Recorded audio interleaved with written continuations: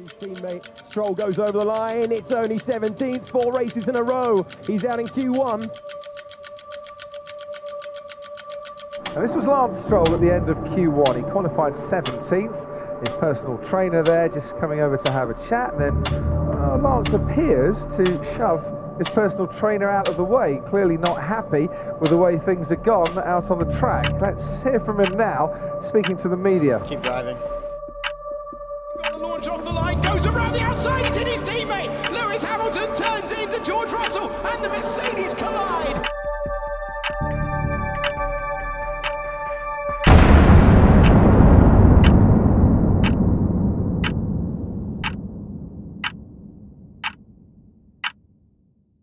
Cannot wait for the Team LH meltdown. I'm gonna enjoy watching rocket-powered Mohawk read this comments section. Stroll assault and the two Mercedes colliding. Rocket-powered Mohawk video for Qatar about to be a leak. Can't wait for the Team LH meltdown on your next video, mate. Make it fast. Where's our video, Hitler?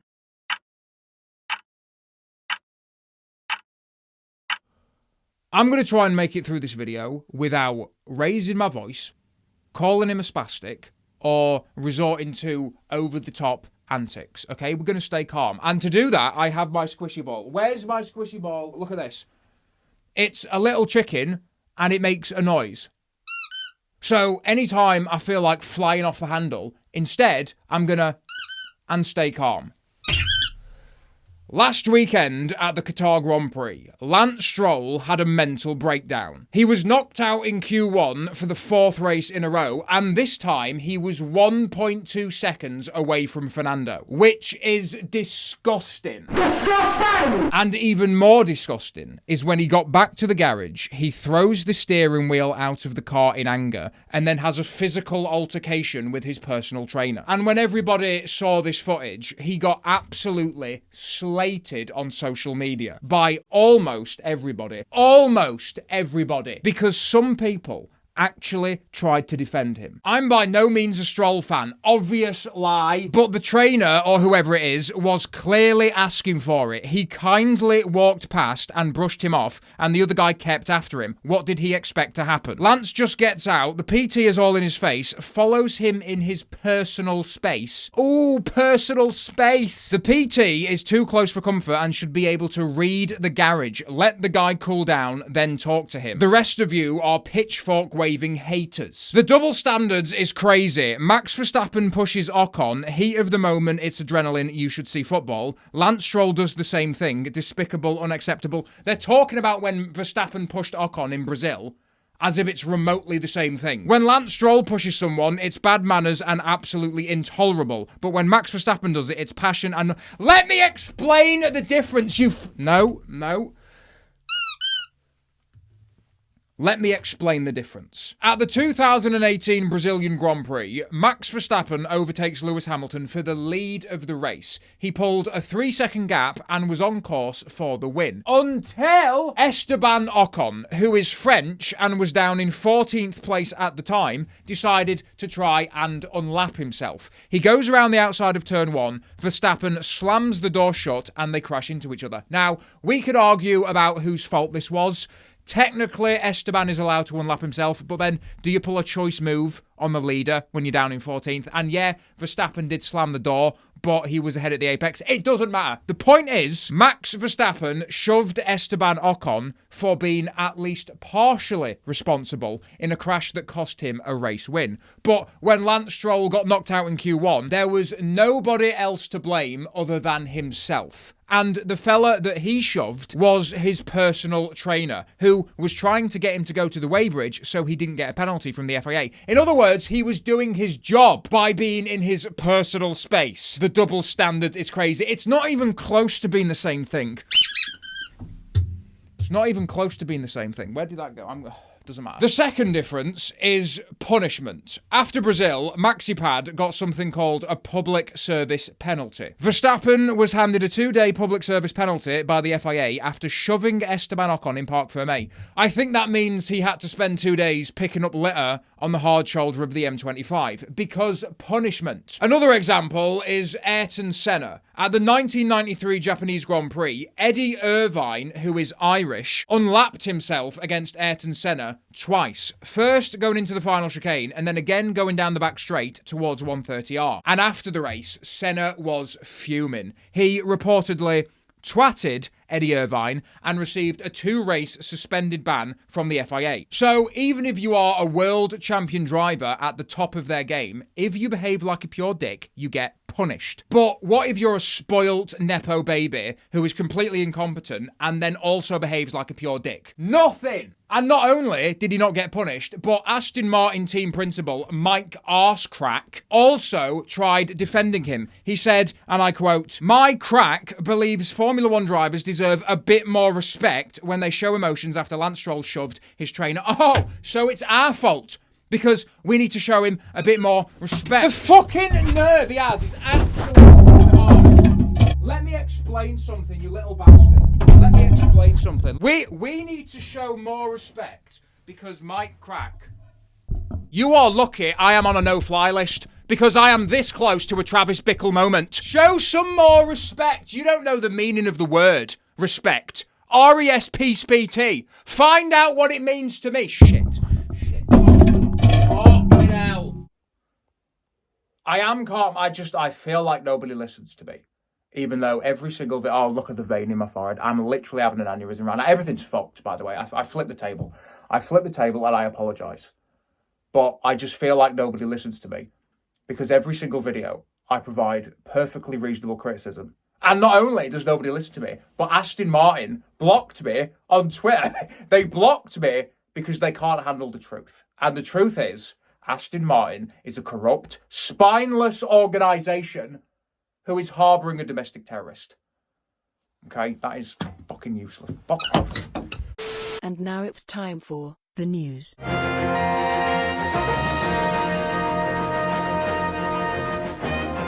fucked, isn't it? That is actually, what is that? That's a piece of wood. That's got screws in it. It doesn't matter. Sergio Perez and Logan Sargent, otherwise known as the Mexican Minister of Disgrace and the Freedom Tower. Both of them are rumoured to be sacked by the end of the season. Why? Because they're shit. The Freedom Tower has cost Williams $3.9 million in crash damage so far this season. And that's according to the World Destructors Championship. Unofficial championship, but still really important. And that's over $1 million more than the window licker. Then in third place is Sergio Perez with $2.5 million. And Sergio Perez recently, it's like he's trying to get fired. At the Japanese Grand Prix, he lined up 5th on the grid and was 7/10 behind Verstappen in qualifying. Then, when the race started, half the field decided to recreate Hiroshima, spreading debris all over the track and bringing out the safety car. Sergio came into the pits for a new front wing. However, on his way into the pit lane, he overtook Fernando Alonso before the safety car line, which was an infringement. And the FIA gave him a 5-second penalty. So, by the end of the first lap, he was down in 18th place with a penalty. But at least it can't get much worse. Wrong! It did get worse. He shagged it into the side of Kevin Magnussen, breaks another front wing, and by the time he came out of the pit lane for the second time, he was down in last place and 43 seconds behind the Freedom Tower. So Red Bull tell him to retire the car, and he couldn't even do that properly. Because after he got out of the car for the first time, the FIA gave him another 5-second penalty for the crash with Kevin Magnussen. So he gets back in the car, drives out of the pit lane, rejoins the race, serves the 5-second penalty, and then retires again, making it a double DNF in one race. But at least it can't get any worse. Wrong, it got worse. It got so much worse. Because last weekend at the Qatar Grand Prix, he retired from the sprint race after getting twatted into the gravel. The crash wasn't his fault, but the question is, why is he fighting a Haas and an Alpine in a Red Bull? And then in the big race on Sunday, he gets 2 5-second penalties for track limit violations, finishes 11th, and is now so far behind Verstappen in the championship, he might end up losing second place to Lewis Hamilton by the end of the season.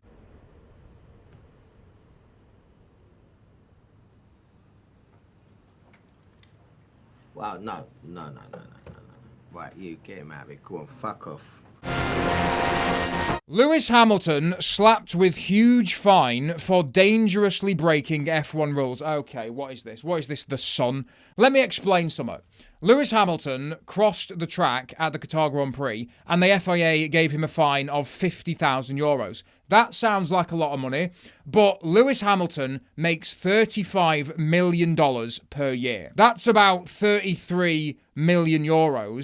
So to put that in context, a €50,000 fine is 0.15% of his annual salary. Mathematics! That means for an ordinary Commonwealth pig who makes $50,000 a year, the fine would be $75. It's nothing. However, the FIA is revisiting the incident where Lewis Hamilton crossed the track at the Qatar Grand Prix. The decision to reopen the case is an almost unprecedented move, which is already raising questions as to why Hamilton has been singled out by Formula One's governing body, who cited his position as a role model. Yes, because people look up to Formula One drivers, and walking across the track is really dangerous and should be punished.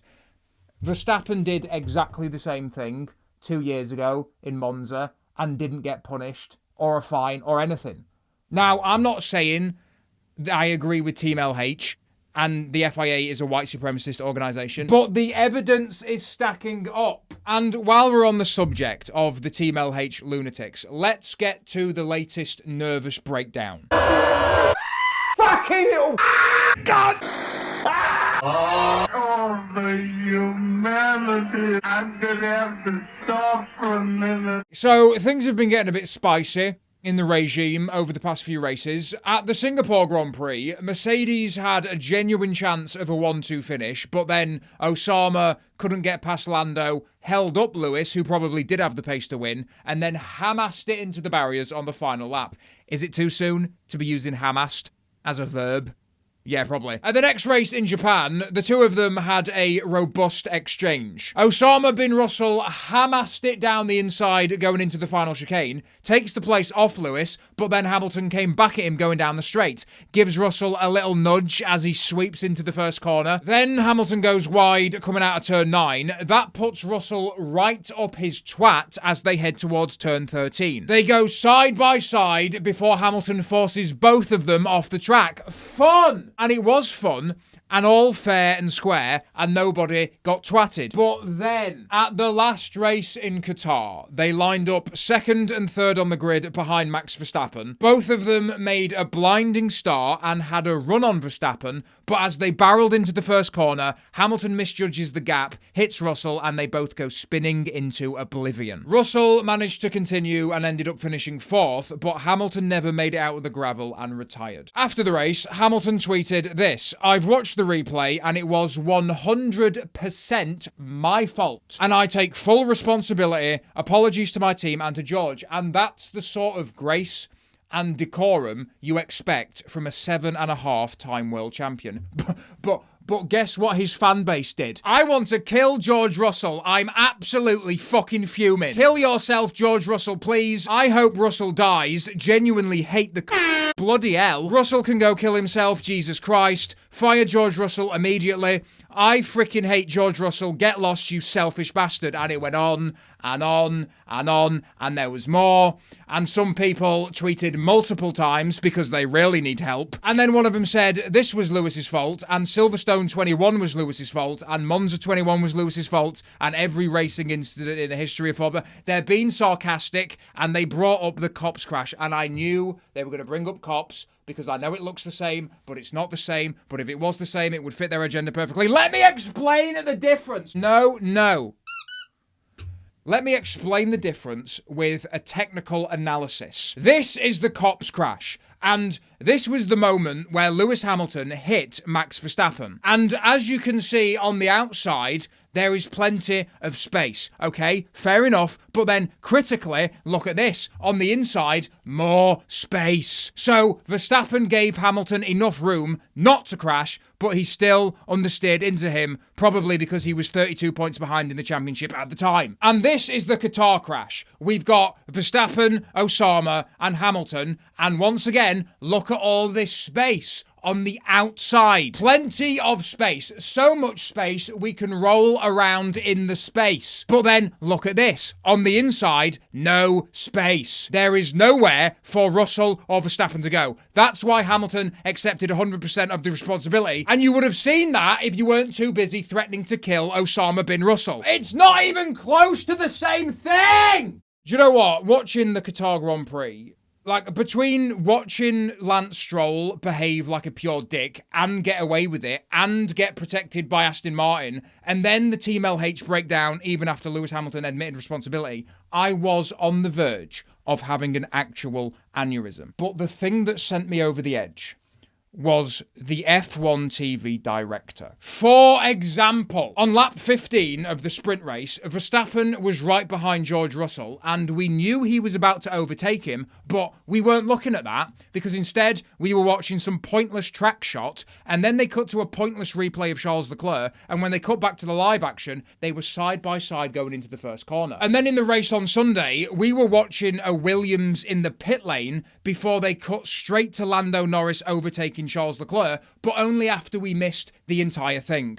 He's now ahead of Lance Stroll, but if they were sensible about it, and I'm sure they were at Aston Martin, oh dear, that's tight. Lando Norris has got Charles Leclerc. On lap 21, and yes, I do write these down, we were looking at the side of an Aston Martin before they cut straight to George Russell off the track, mid-battle with an Alpine. What happened? We'll never know. And then on lap 13, Charles Leclerc and Fernando Alonso were fighting each other, but we barely saw that in the background because the F1 TV director wanted us to look at a McLaren doing nothing. Very, very close. Yeah, Leclerc's ahead of Alonso. Yeah, that's what I mean. Oh, there they are in the back.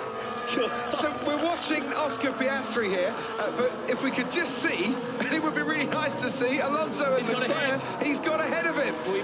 Okay, hopefully we'll get a replay anyway.